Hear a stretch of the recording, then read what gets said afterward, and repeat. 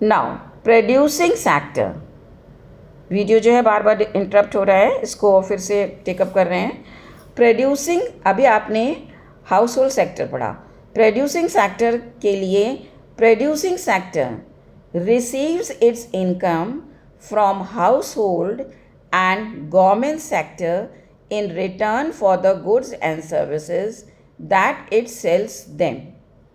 Producing sector जो है कैसे इनकम रिसीव करता है फ्रॉम हाउस होल्ड सेक्टर से या गवर्नमेंट सेक्टर से, is in the form of goods and services, जो कि वो सेल करता है। जो गुड्स एंड सर्विसेज वो प्रोड्यूस करता है, उनको सेल करने से उसको इनकम की प्राप्ति होती है। It also receives income from rest of the world sector in return for its export. अगर अपनी प्रोडक्शन का कोई भाग वो एक्सपोर्ट करता है तो उसे वर्ल्ड सेक्टर से भी इनकम प्राप्त होती है अपने एक्सपोर्ट की कॉस्ट के रूप में। It obtain loan from the capital market as well.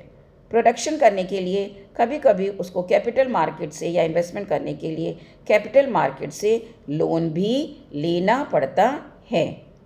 Producing sector may also get subsidies from the government sector. Government sector इनको सब्सिडीज़ भी प्रोवाइड करती है in order to increase their production. जब government कभी कभी देखती है कि कोई सेक्टर जो है वो बहुत ही सिक स्थिति में है, ऐसी स्थिति में उसको प्रमोट करने के लिए सरकार अपनी विभिन्न योजनाएं बनाती है और उस सेक्टर को प्रमोट करती है। The producing sector makes factor payments to the household sector.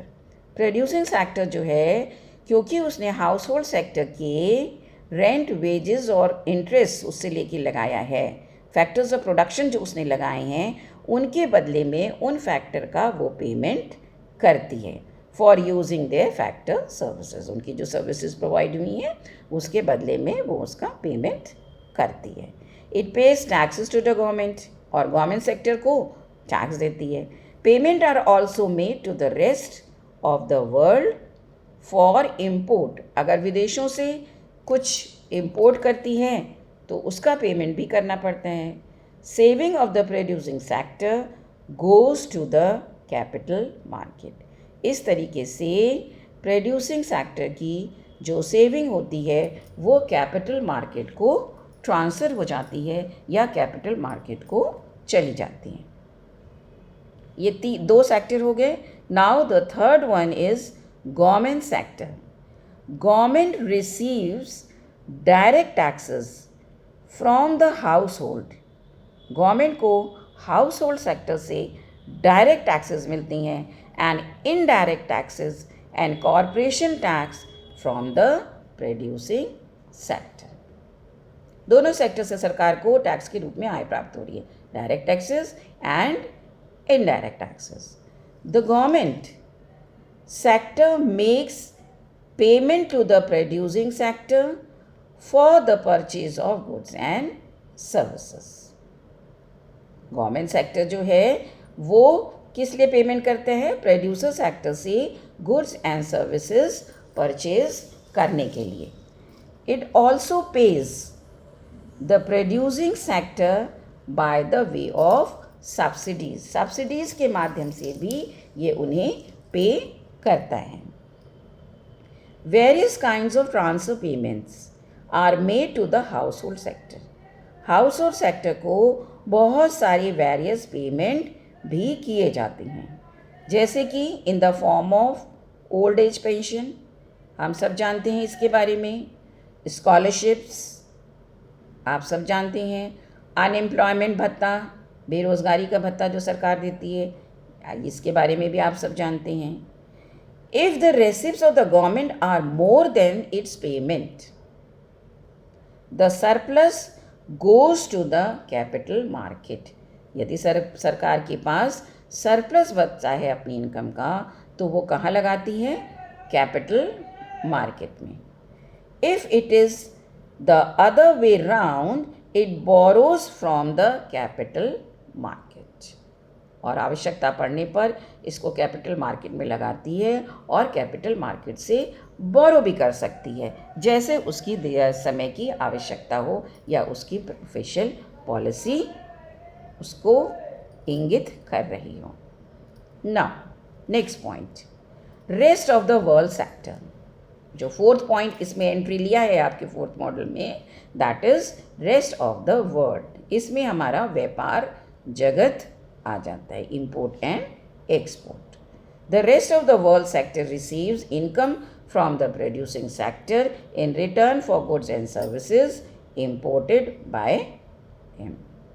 Thus, money flows from the producer sector to the rest of the world sector in the form of import payments. The rest of the world sector makes payment to the producer sector for the purchase of goods and services exported. अगर export कर रहा है तो export के रूप में उसका payment उसे विदेशों से प्राप्त होता है। Thus, there is a flow of income from the rest of the world to the producing sector. इस तरीके से प्रोड्यूसर सेक्टर को रेस्ट ऑफ द वर्ल्ड से भी इनकम प्राप्त होती है, इंपोर्ट एंड एक्सपोर्ट के माध्यम से। Now next point is capital market. आप सब जानते हैं जो सेविंग्स होती हैं उनको इन्वेस्ट किया जाता है कैपिटल मार्केट में या कैपिटल जनरेट करने के लिए। House hold, producing and government sector save a part of their income. चाहे प्रोड्यूसर सेक्टर हो, चाहे गवर्नमेंट सेक्टर हो, चाहे हाउस होल्ड सेक्टर हो, अपनी इनकम का कुछ पोर्शन बचाने का प्रयास अवश्य करता है। House hold do not spend all there income on goods and services. अपनी दैनिक आवश्यकताओं की पूर्ति के लिए कोई भी व्यक्ति अपनी पूरी आय को उपभोग नहीं करता है। They save for the rainy day और to buy consumer durable sometimes in the future. विपरीत परिस्थितियों के लिए, भविष्य में आने वाली विपरीत परिस्थितियाँ जिनको कि वर्तमान में हम प्रिडिक्ट नहीं कर सकते हैं, या कोई ऐसी अचल संपत्ति ड्यूरेबल गुड्स जो कि वो खरीदना चाहता है, उसको खरीदने के लिए वो भविष्य की आवश्यकता, भविष्य में जो वर्तमान में जो सेविंग करता है वो भविष्य में वो इनसे अपनी इन आवश्यकताओं की पूर्ति करता है। इसी तरीके से likewise producing sector also saves. Producer sector जो है वो भी सेव करता है। It does not distribute all of its profits among the share holders. जो प्रोड्यूसर क्लास है वो अपने सारे प्रॉफिट को कभी भी अपने शेयर होल्डर में डिस्ट्रीब्यूट नहीं करता है। अपने प्रॉफिट का एक पोर्शन वो अपने पास रिटेन करके रखता है, that is known as retained profit. और इसी रिटेन प्रॉफिट से भविष्य में वो अपने प्रोडक्शन को और एक्सपैंड करता है। The firm retain a part of the profit with a view to meeting the depreciation cost. Obvious सी बात है, कभी कभी डेप्रिसिएशन कॉस्ट को मीट करने के लिए और expanding it's business.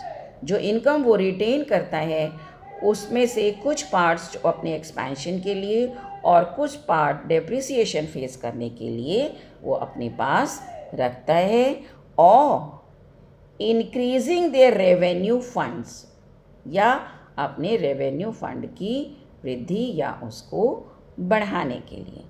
This saving, ये जो इस टाइप की जो सेविंग है रिटेन प्रॉफिट्स के रूप में, is deposited in the capital market. These savings are borrowed by the producing sector or government sector for the purpose of investment. इन्हीं सेविंग से भविष्य में आगे इन्वेस्टमेंट होता है, आगे प्रोडक्शन होता है, आगे प्रोड्यूसर जो है अपनी एक्टिविटीज़ को एक्सटेंड करता है।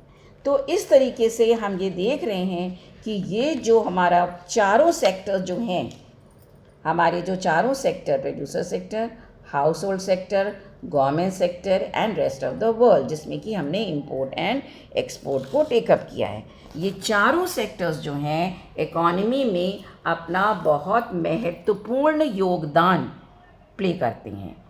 हर सेक्टर से जो इनकम हो रही है वो दूसरे सेक्टर पे खर्च हो रही है, और दूसरा सेक्टर जो खर्च कर रहा है वो पहले सेक्टर की इनकम हो रही है, चाहे वो परचेज फॉर्म में हो, चाहे वो टैक्स फॉर्म में हो, चाहे वो सब्सिडी फॉर्म में हो, चाहे वो उनका रिमरेशन पे करने के रूप में हो। जैसे जो वर्कर्स काम करते हैं उनको कार्य करने के बदले में वेजेस दिए जाते हैं, सैलरीड क्लास को सैलरी दी जाती है, जो अपनी पूंजी लगाता है उसको इंटरेस्ट दिया जाता है, जो अपना लैंड लगाता है उसको रेंट दिया जाता है। तो इस तरीके से हर सेक्टर की जो इनकम होती है that is based on another sector activities।